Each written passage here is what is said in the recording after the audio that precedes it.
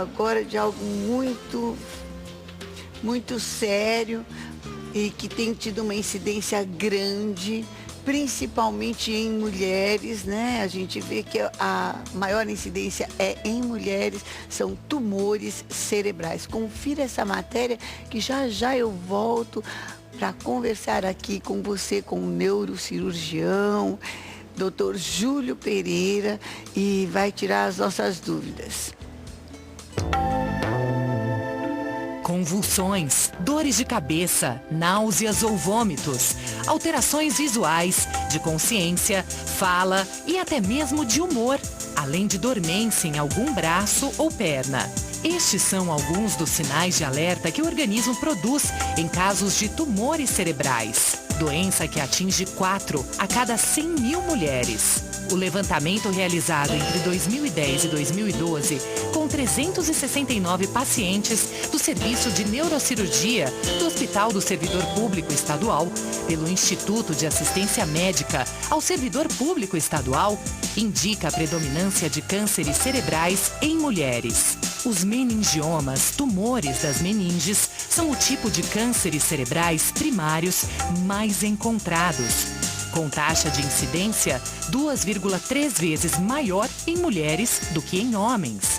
A incidência dos tumores cerebrais tem aumentado nas últimas décadas. Em 2012, por exemplo, foram esperados 4.450 casos novos apenas em mulheres. As causas do câncer ainda não são bem conhecidas. Os fatores de risco são encontrados apenas em uma minoria dos casos. Alguns fatores podem estar ligados ao aparecimento destes tumores, como tratamento radioterápico local, exposições a produtos químicos por motivo laboral, infecção viral e síndromes hereditárias específicas. Cientistas ainda estudam se a exposição à radiofrequência, encontrada em telefonia móvel e telecomunicações, também é considerada um fator de risco de desenvolvimento de tumores cerebrais. É importante ressaltar que existem diferentes formas de tratamento dos cânceres cerebrais, que podem variar de acordo com o tipo de tumor cerebral, a faixa etária do paciente e até mesmo a localização do tumor. O diagnóstico precoce facilita o tratamento, que pode levar à cura total do câncer em muitos casos.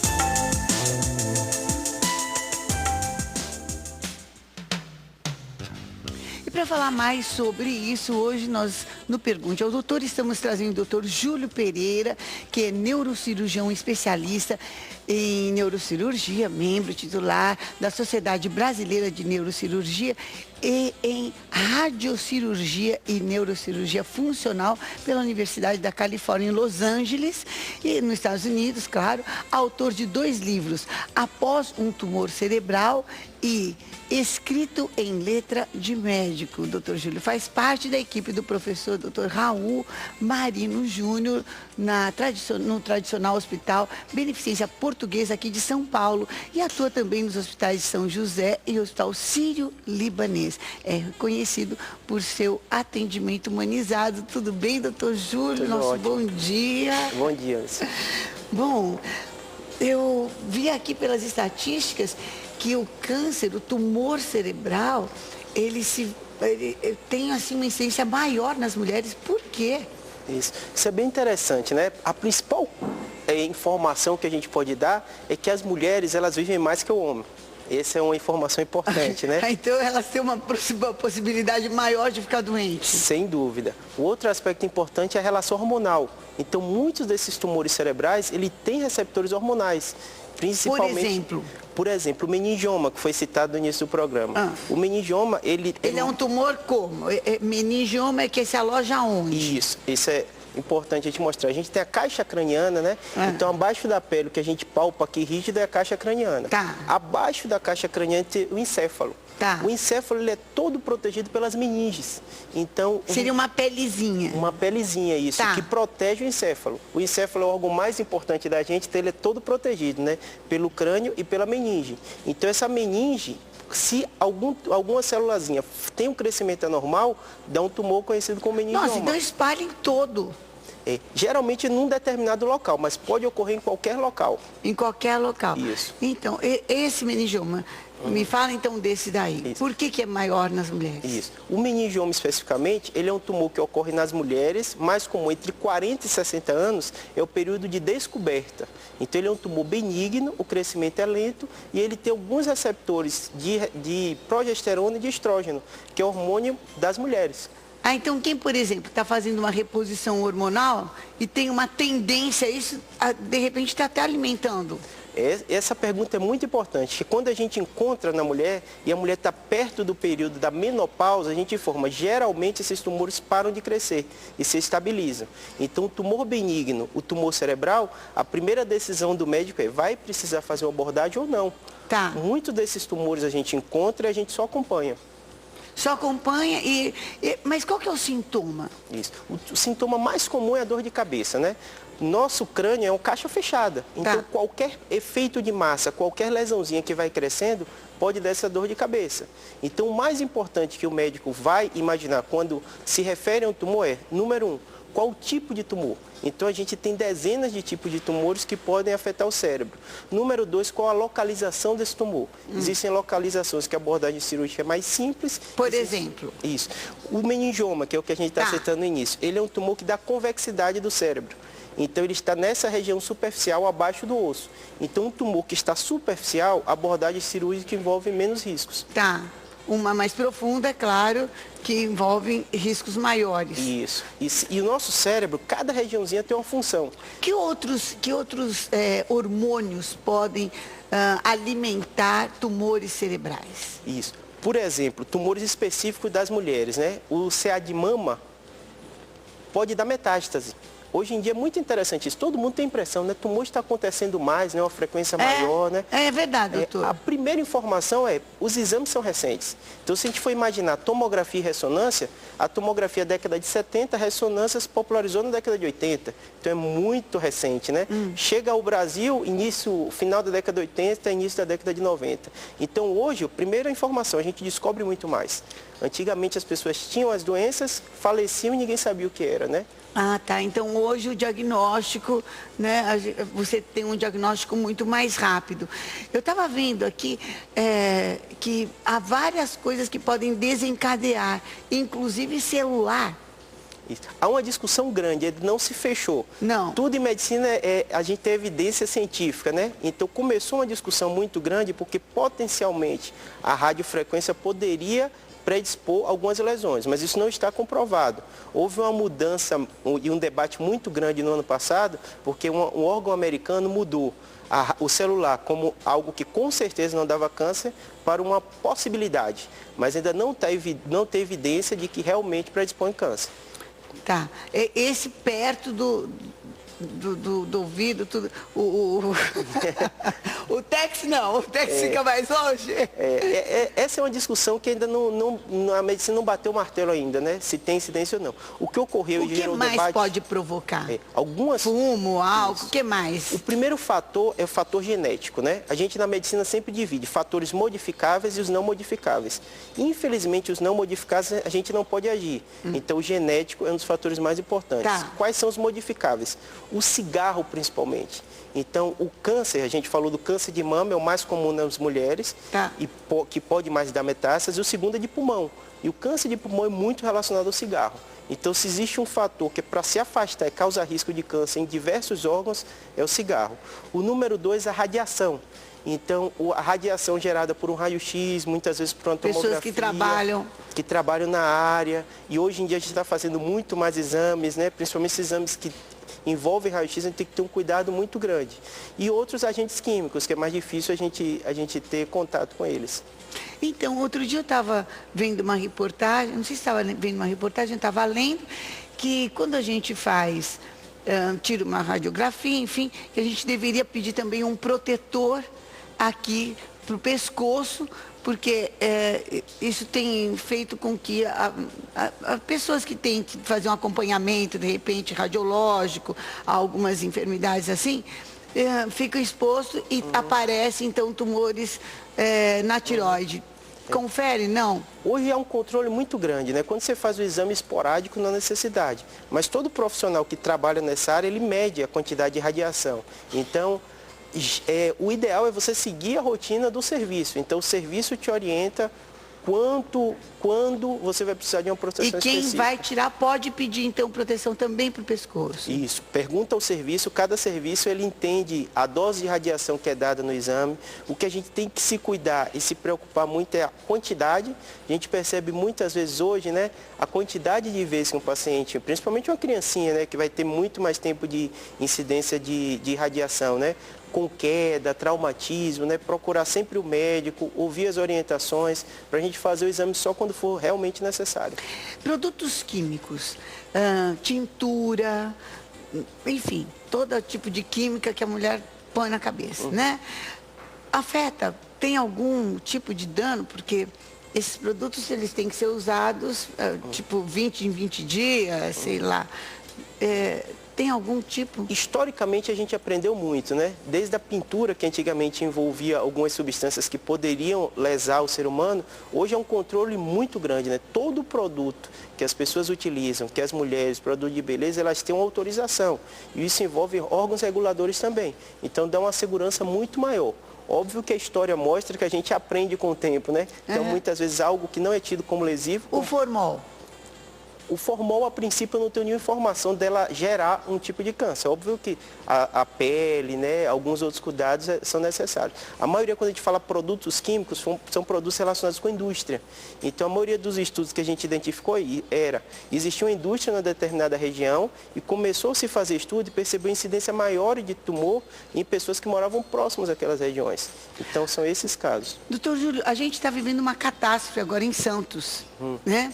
Aqueles tonéis imensos lá, incendiando de uma forma que não tem como, né, apagar aquilo ali, o ar está pesado. Isso pode trazer algum dano?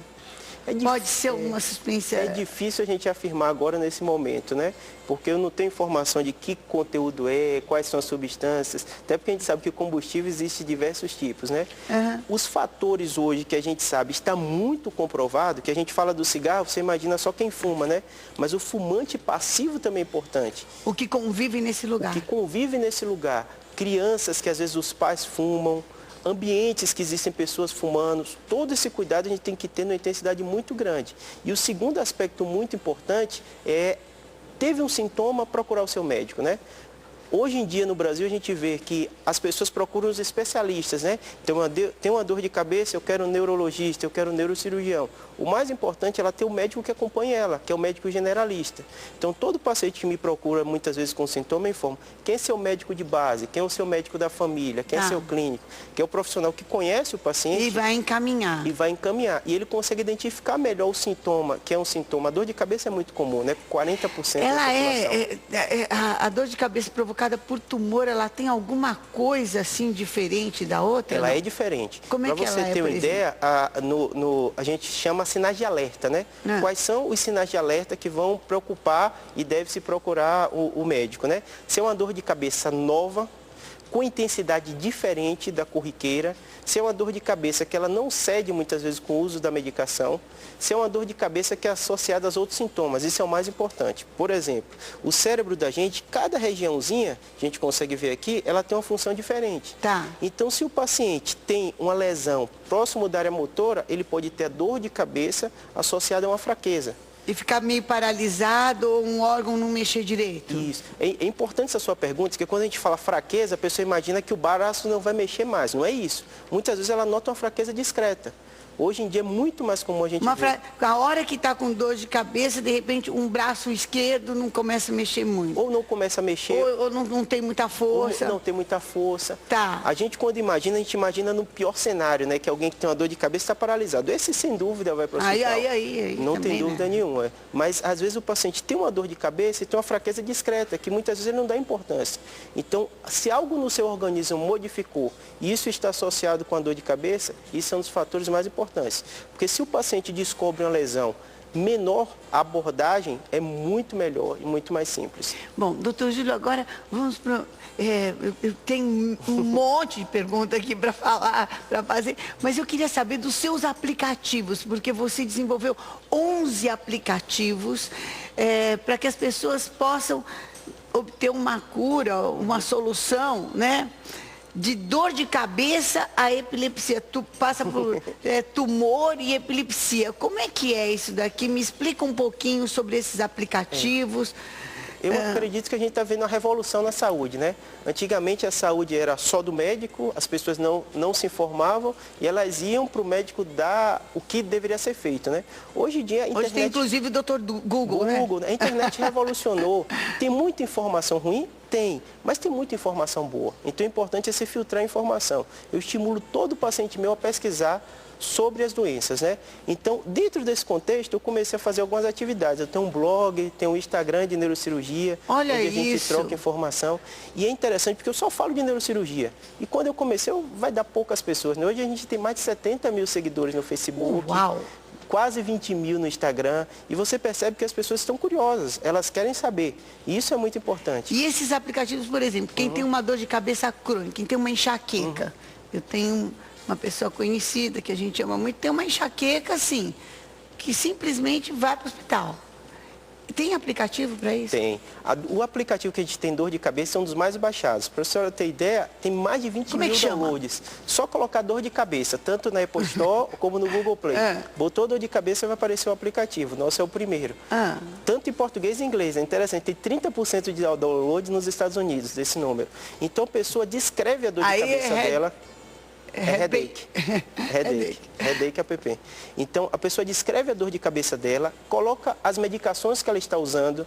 E o mais interessante do aplicativo é porque não é só a informação que ela coloca, é o histórico dela. Então, o médico, quando tem uma consulta, ele pode perguntar quais medicações você usou, qual funcionou, qual não funcionou. Qual tem sido a intensidade da dor? Então é um aplicativo que você vai colocando ali. Isso. Tal dia, tal hora, tal intensidade, tal sintoma. E ele vai armazenando para você. E fica em nuvem. Porque toda consulta é muito semelhante. Né? O médico pergunta, você teve dor? Tive. Quantas? Não lembro. Qual foi a intensidade? Foi forte, mas você usou medicação? Usei uma vez. Então, quando já está com dor de cabeça, não lembra nada, né, caramba? Na hora da dor, lembra de tudo, né? Depois mas passou, esquece. Então, esse é o de dor de cabeça. O da epilepsia é possível até filmar as crises. Então, muitas vezes o paciente tem uma determinada alteração. É uma alteração que não é aquela crise típica que a gente imagina, que ela cai, perde a consciência. É uma alteração discreta. E muitas vezes isso ajuda a gente, a informação ao médico. Podendo ficar em nuvem, fica no celular da pessoa, ela faz o login dela e pode mostrar ao médico. Vocês estão vendo, né? Você está vendo isso. Então, não tem desculpa para você não se cuidar, para você não buscar, né, um cuidado, um apoio científico. A ciência é um dom de Deus. E ela tem que estar a serviço daqueles, puxa vida, de todos nós. Então, tá aqui, eu tenho tanta coisa para perguntar. Eu sei que o mal de Parkinson agora já tem uma cirurgia que pode, inclusive, não é verdade? Melhorar muito. Melhorar muito, às vezes, em certos casos, até eliminar os sintomas, né? Os sintomas e tudo. Então, a gente vai pedir para o doutor Júlio voltar outra vez, até numa vez que a gente aborde só aplicativos. Claro. Aqui, para você ter essa interação, né, e poder ter uma melhor qualidade de vida. Doutor Júlio, eu quero agradecer demais. Bom, é claro que você deve ter blog, deve ter todas as coisas, né? Então vamos lá dar os contatos. www.weneuro.com www.weneuro.com e também tem os aplicativos que ele já falou. Então você põe lá enxaqueca. Dor de cabeça já aparece. Dor de cabeça aparece. E, por exemplo, epilepsia, você põe epilepsia. Aparece. Ou português e inglês vai ser nosso aplicativo, que é o mais baixado.